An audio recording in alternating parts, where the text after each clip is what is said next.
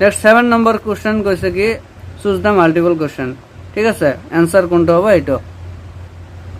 তো ইয়াত কি কৈছে, in the following question a statement of assertion A is followed by a statement of reason।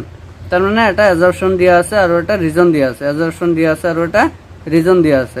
assertion তো কি দিয়া আছে যে মানে উক্তিটো কি দিয়া আছে, the value of sin 45 is equal to cos 45।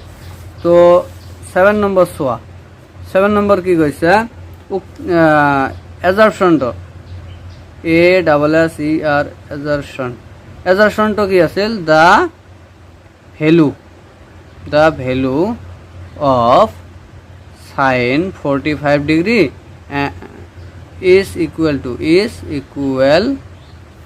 to cos 45 degree। তো এটা তো ঠিকই আছে, sin 45 ডিগ্রির ভ্যালু আর cos 45 ডিগ্রির ভ্যালু কিমান 1/√2 1/√2।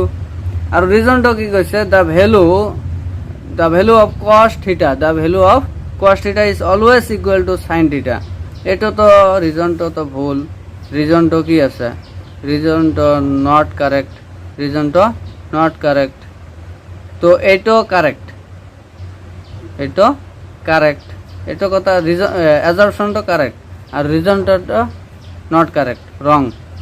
তো চোৱা এতিয়া কোনটো অ্যান্সার হ'ব, ঠিক আছে, কোনটো অ্যান্সার হ'ব কৈছে, both assertion and reason are true, মানে দুয়োটাই true and reason is correct explanation of assertion।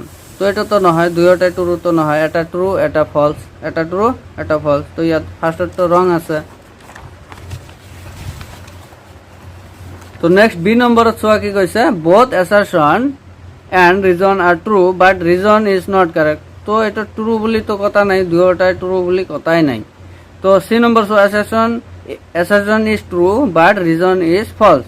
তো এইটো কথাটা শুদ্ধ, আমার এইটো কথাটা শুদ্ধ।